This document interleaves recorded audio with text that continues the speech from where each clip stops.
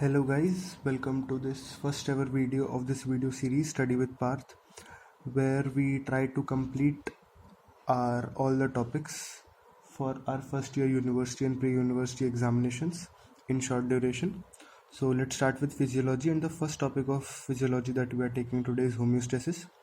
So homeostasis, when we break the word itself, homeo refers to same, or that could be the constant, and stasis means maintenance. So homeostasis is the maintenance of constant internal environment of the body. The first time importance of internal environment was talked about by the Bernard. He enlightened the fact that all multicellular organisms lived in a perfectly organized and controlled internal environment. Bernard ji ने सबसे पहले internal environment की importance के बारे में बताया था, और उन्होंने ये भी बताया था कि सारे के सारे मल्टीसेलुलर ऑर्गेनिजम्स जो होते हैं एक परफेक्टली ऑर्गेनाइज्ड और कंट्रोल्ड इंटरनल एनवायरनमेंट में रहते हैं, जिसे हम कहते हैं मिलियो इंटीरियर। और साथ साथ में जो वर्ड होम्योस्टेसिस है किसने दिया था? कैनन ने दिया था। एमसीक्यू या फिलिप्स के अंदर आ जाएगा।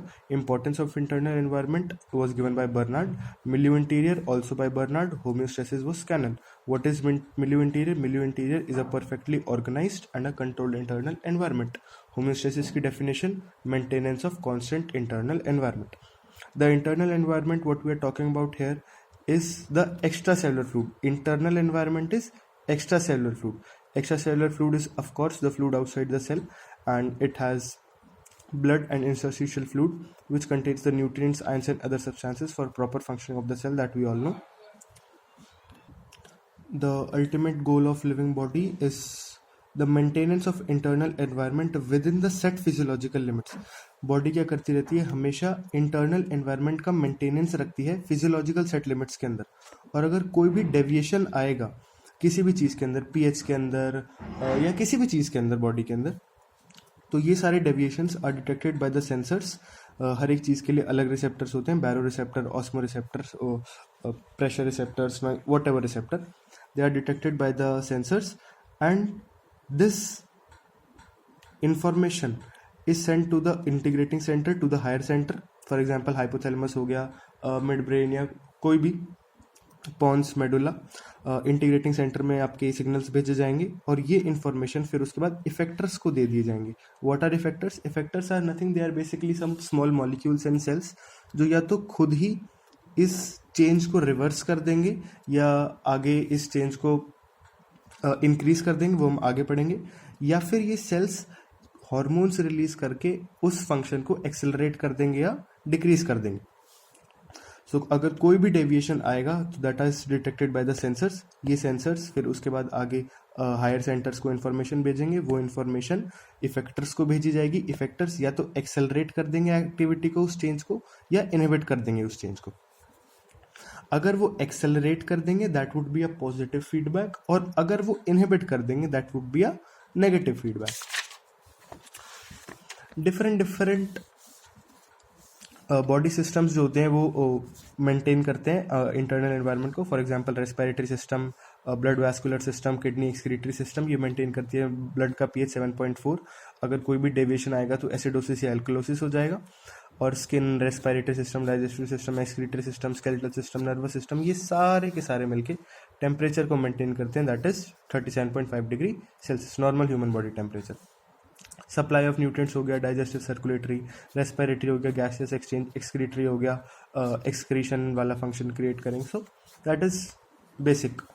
वाटर बैलेंस करने के लिए kidney, skin, salivary gland, GIT. अगर कोई भी डेविएशन आएगा तो या तो डिहाइड्रेशन हो जाएगा, वाटर टॉक्सिसिटी हो जाएगी, वाटर रिटेंशन हो जाएगा, एडिमा, सब वो सब।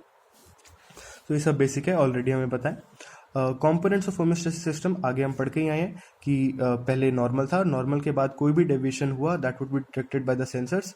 सेंसर्स के बाद आपको इन्फॉर्मेशन दी जाएगी control centre, higher centre, integrating centre को, वहां से इफेक्टर्स को इन्फॉर्मेशन दी जाएगी। Effectors are nothing but small molecules और सेल्स जो हार्मोन रिलीज करेंगे या खुद ही उसको चेंज को एक्सेलरेट कर देंगे, इनहिबिट कर देंगे, बेसिकली करेक्ट कर देंगे उस चेंज को, और वापस नॉर्मल आ जाएगी वो condition. Effectors bring back the normalcy either by inhibiting and reversing the change, या तो वो इनहिबिट कर देंगे उस चेंज को। अगर हम नेगेटिव तरीके में ही बात करें तो या तो वो इनहिबिट कर देंगे उस चेंज को, या वो रिवर्स कर देंगे उस चेंज को ताकि वापस नॉर्मल लाया जा सके। और अगर हम पॉजिटिव की बात करें तो पॉजिटिव के लिए या तो वो उसको एक्सेलरेट कर देगा या उसको सपोर्ट कर देगा, बेसिकली एक ही बात है। तो इफेक्टर्स क्या करेंगे, नॉर्मेंसी को वापस लाएंगे, करेक्ट करेंगे। कैसे करेंगे, या तो वो इनहिबिट कर देंगे चेंज को, या वो रिवर्स कर देंगे चेंज को नेगेटिवली अगर हम बात करें, और पॉजिटिवली या तो वो उसको सपोर्ट कर देंगे या एक्सेलरेट कर देंगे उस चेंज को, depending upon the requirement of the body उस टाइम पे क्या है। And this is achieved by means of feedback signals, positive और नेगेटिव। नेगेटिव फीडबैक या तो चेंज को अरेस्ट कर दिया जाएगा या रिवर्स कर दिया जाएगा, बेसिकली इनहिबिट कर दिया जाएगा या रिवर्स कर दिया जाएगा। Effectors send negative signal to a system and then it stabilizes its own function and makes an attempt to maintain homeostasis. Positive feedback की अगर बात करी जाए तो system reacts in such a way as to increase the intensity of change in the same direction में उस change को की इंटेंसिटी को इंक्रीज कर देंगे, that would be a positive feedback depending upon the need. और नेगेटिव फीडबैक में क्या होगा, वो अरेस्ट कर देंगे उस चेंज को या रिवर्स कर देंगे चेंज को। पॉजिटिव फीडबैक का एग्जांपल की बात करें तो अगर ब्लड के अंदर कोई भी इंजरी होती है तो वो पूरा का पूरा क्लॉटिंग मैकेनिज्म हम आगे ज़रूर एक वीडियो में उसको पढ़ेंगे।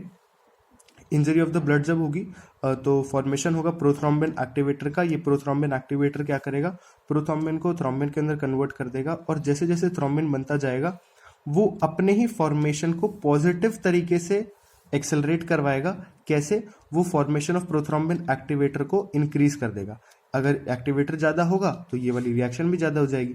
जितना थ्रोम्बिन बनेगा उतना ही फॉर्मेशन प्रोथ्रोम्बिन एक्टिवेटर का फॉर्मेशन होगा और उतना ही ये रिएक्शन होगी। थ्रोम्बिन बना, एक्टिवेट किया, थ्रोम्बिन बना, एक्टिवेट किया, that is a positive feedback. फिर इसके बाद क्या होगा, फाइब्रिनोजन टू फाइब्रिन कन्वर्ट होगा और फिर ब्लीडिंग स्टॉप हो जाएगी। फाइब्रिनोजन टू फाइब्रिन कैसे कन्वर्ट होगा, वो प्रोटीन की जो चेन्स है वो तोड़ी जाएंगी। और दूसरा पॉजिटिव फीडबैक क्या होगा, जैसे ही लेबर डिलीवरी के लिए कॉन्ट्रैक्शन स्टार्ट होते हैं तो ऑनसेट ऑफ लेबर हुआ, यूट्रस कॉन्ट्रैक्ट किया, जैसे यूट्रस कॉन्ट्रैक्ट किया फीटस का मूवमेंट हुआ सर्विक्स के अंदर, जैसे ही सर्विक्स के अंदर प्रेशर पड़ा मूवमेंट हुआ फीटस का, और सर्विक्स का डायलेशन हुआ। और हम मेजरली क्या मानते हैं, 10 सेंटीमीटर डायलेशन मानते हैं सर्विक्स का फॉर डिलीवरी। सर्विक्स का डायलेशन हुआ, फीटस जैसे ही सर्विक्स के अंदर आया स्टिमुलेशन हुआ सर्विक्स के रिसेप्टर्स का। जैसे ही सर्विक्स के रिसेप्टर का स्टिमुलेशन हुआ वो इम्पल्स गए रिसेप्टर्स के पास, वो फिर जो रिसेप्टर्स थे उन्होंने आगे हायर सेंटर हाइपोथैलेमस को इम्पल्स भेजा, वहां से उन्होंने ऑक्सीटोसिन रिलीज करवाया हाइपोथैलेमस से, जिन्होंने यूट्रस के कॉन्ट्रैक्शंस को और बढ़ा दिया, क्योंकि हमें 10 सेंटीमीटर डायलेशन तक पहुंचना है।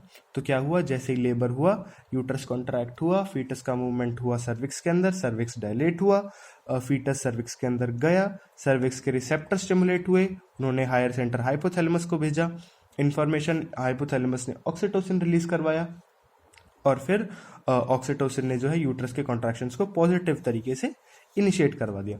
तो दो क्या थे, एक तो ऑनसेट ऑफ लेबर का एग्जांपल था and one was this injury to blood, और एक नेगेटिव फीडबैक का एग्जांपल भी देख लेते हैं कि जैसे for example normal water content है, नॉर्मल वाटर कंटेंट ज़्यादा पानी पीने की वजह से अगर इंक्रीज वाटर कंटेंट हो गया तो सबसे पहले तो क्या क्या चेंजेस आएंगे, नो थर्स्ट आएगी, नो थर्स्ट की वजह से डिक्रीज वाटर इनटेक हो जाएगा, और दूसरा स्टिमुलेशन नहीं होगा ऑस्मो रिसेप्टर्स का हाइपोथैलेमस के अंदर, इसकी वजह से एडीएच का सिक्रेशन कम हो जाएगा पोस्टीरियर पिट्यूटरी से, और वाटर रिटेंशन कम हो जाएगा। वाटर रिटेंशन अगर वाटर इनटेक अगर दोनों तरीके से कम हो जाएगा तो नॉर्मल वाटर कंटेंट वापस अचीव हो जाएगा। So again if we talk, normal water content हुआ, फिर अगर किसी भी कंडीशन की वजह से इंक्रीज हुआ वाटर कंटेंट तो सबसे पहले तो थर्स्ट नहीं होगी और ऑस्मो रिसेप्टर का स्टिमुलेशन नहीं होगा, उसकी वजह से डिक्रीज एडीएच सिक्रीशन हो जाएगा। ADH secretion, ADH is nothing but anti diuretic hormone जो वाटर का रिटेंशन करवाता है, और अगर ये सिक्रीशन कम हो जाएगा तो वाटर का रिटेंशन नहीं होगा और वाटर कंटेंट नॉर्मल जो थी वो वापस अचीव हो जाएगी। तो this was all our small topic homeostasis. इसके ऊपर कोई भी अगर शॉर्ट नोट आ जाता है तो it would be very helpful.